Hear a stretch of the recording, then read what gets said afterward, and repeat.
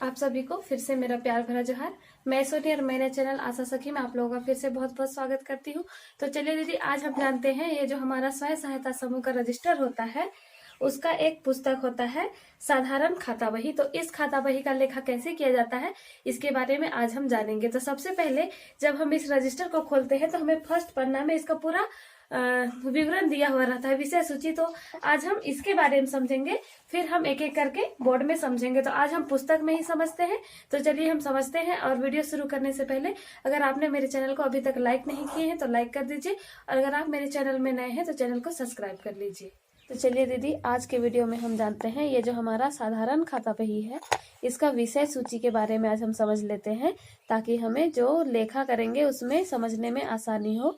तो चलिए आज हम जानते हैं साधारण खाता बही का विषय सूची क्या क्या है। तो चलिए देखते हैं। तो देखिए दीदी, ये है हमारा साधारण खाता बही का विषय सूची। ठीक है, ये जो हमारा साधारण खाता बही है वो बिल्कुल साधारण सा उसमें लेखा करना पड़ता है। और हमारा जो साधारण खाता बही है उसको हम 7 प्रकार से लेखा करते हैं। देखिए, हमारा क्रम संख्या में 7 तक दिया हुआ है। सबसे पहले हम इस कॉलम को देखते हैं।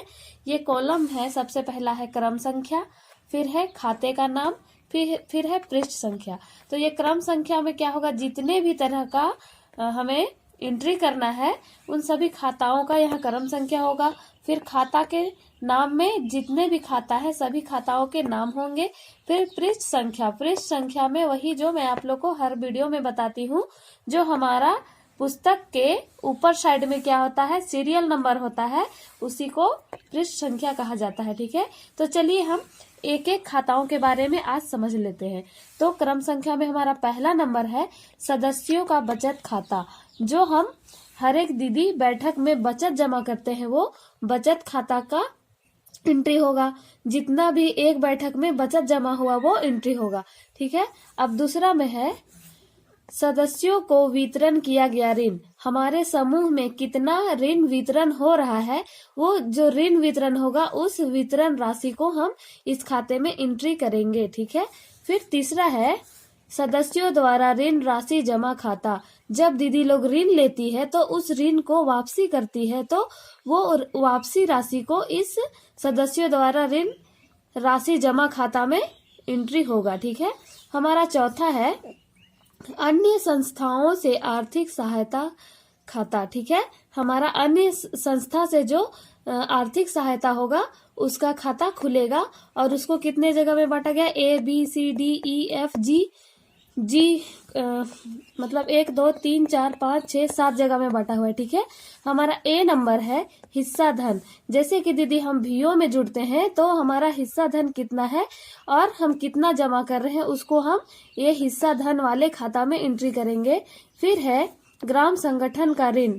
जब हम ग्राम संगठन से ऋण लेते हैं तो उस राशि को ग्राम संगठन ऋण का जो खाता रहेगा उसमें एंट्री करेंगे। ठीक है, फिर है हमारा सी नंबर बैंक ऋण। जब हम बैंक से ऋण लेते हैं तो हम कितना ऋण ले रहे हैं वो इस खाते में एंट्री होगा। ठीक है, बैंक ऋण में।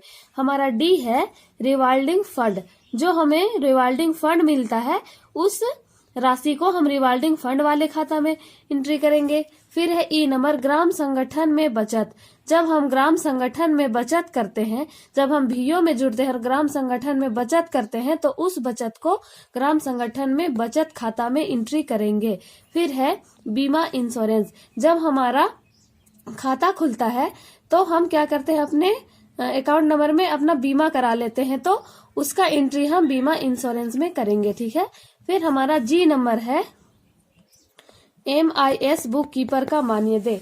जब दीदी हमारे समूह में जो बुक कीपर दीदी होती है उसको हम क्या करते हैं, मान्यदेय देते हैं, तो उस बुक कीपर को जो मान्यदेय देंगे, कितने महीने में कितने राशि देंगे, वो इस MIS बुक कीपर का मान्यदेय में एंट्री होगा। ठीक है, हमारा अगला है 5वां नंबर, क्रम संख्या 5वां नंबर बैंक लेन देन। जितने भी हमारे बैंक से संबंधित लेन देन होंगे उन सभी राशि को हम बैंक लेन देन के खाता में एंट्री करेंगे। ठीक है, फिर हमारा छठा है आय खाता। ठीक है। आय खाता में हमारा क्या होता है, आय का मतलब होता है हमारे समूह में जितने भी आते हैं उसे हम आय खाता कहते हैं, ठीक है।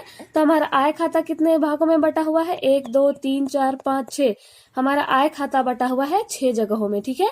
तो हमारा ए नंबर का है सदस्यता शुल्क। जब हमारे समूह में हम भीओ में क्या करते हैं, सदस्यता शुल्क देते हैं, तो उस शुल्क की राशि को हम सदस्यता शुल्क में एंट्री करेंगे। फिर है बी नंबर, सदस्यों का ऋण से प्राप्त ब्याज।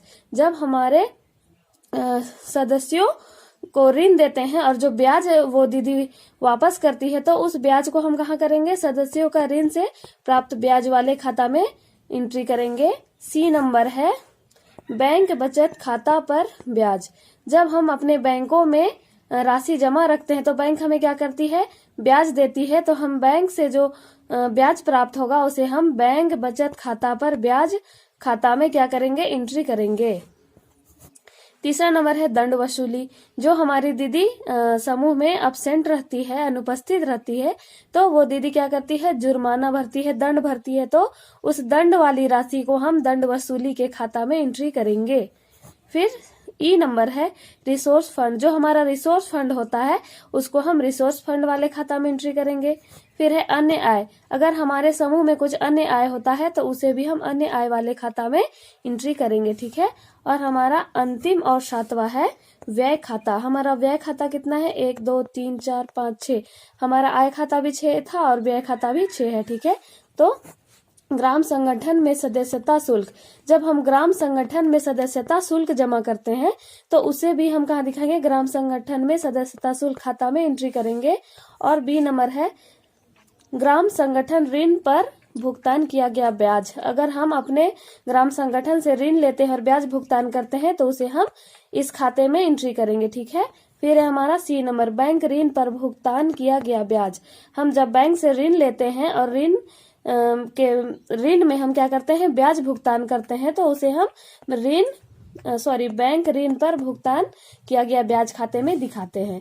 फिर है हमारा डी नंबर पुस्तक संचालक का मानदेय। जैसे कि मैं आप लोग को पहले भी बताई, जो हमारी बुक कीपर दीदी होती है उसे हम क्या करते हैं, मान्यता देते हैं। तो उस मान्यता राशि को इस पुस्तक संचालक मान्यता का खाता में एंट्री करेंगे। फिर है सफर खर्च। जो भी हमारे समूह की दीदी होती है, अध्यक्ष सचिव और कोषाध्यक्ष दीदी, जो भी समूह के काम से बाहर जाती है तो उन्हें हम क्या करते हैं, सफर खर्च देते हैं। तो उस खर्च को भी हम सफर खर्च खाते में एंट्री करेंगे। फिर हमारा अंतिम है अन्य आय। अगर हमारा कुछ अन्य आय हुआ है समूह में तो हम अन्य आय वाले खाता में एंट्री करेंगे, ठीक है। यहाँ पे प्रिंट गलत हो गया है, देखिए ये क्या है, हमारा आय खाता है तो आय अन्य आय तो दिया है, लेकिन ये हमारा व्यय खाता है। व्यय का मतलब होता है कि समूह से जो भी हमारा खर्चा होता है वो हमारा व्यय खाता होता है। तो ये हमारा अन्य आय नहीं होगा, यहाँ गलत प्रिंट हो गया है, ये अन्य व्यय होगा, ठीक है। हमारे समूह से और कुछ अन्य व्यय हो जाएगा तो उसे हम क्या करेंगे, अन्य व्यय खाता में एंट्री करेंगे, ठीक है। तो दीदी मुझे उम्मीद है कि आप लोगों को इस वीडियो में समझ में आया होगा कि एक एक जो हमारा पॉइंट है वो क्या होता है, इसके बारे में आप लोग समझ पाए होंगे। और अगले वीडियो में हम बोर्ड में समझेंगे कि ये जो हमारा एक एक पॉइंट है इसको हम किस प्रकार से कहाँ एंट्री करेंगे, ठीक है। और ये हमारा अंतिम है पृष्ठ संख्या। ये पृष्ठ संख्या समझ लीजिए, सदस्यों का बचत खाता। ये जो सदस्यों का बचत खाता है इसका पृष्ठ संख्या दिया हुआ है 1 से 10 तक। मतलब 1 से 10 पेज नंबर में हम क्या करेंगे, सदस्यों का बचत खाता का एंट्री करेंगे। सदस्यों को वितरण किया गया ऋण में 11 से 20 करेंगे। सदस्यों द्वारा ऋण राशि जमा खाता में क्या करेंगे, 21 से 30 करेंगे। और अन्य संस्थाओं से आर्थिक सहायता का जो लेखा होगा वो क्या करेंगे, 31 से 50 नंबर तक करेंगे। उसके बाद में जो बैंक से संबंधित लेन देन होगा उसको हम क्या करेंगे, 51 से 60 नंबर पेज नंबर में करेंगे।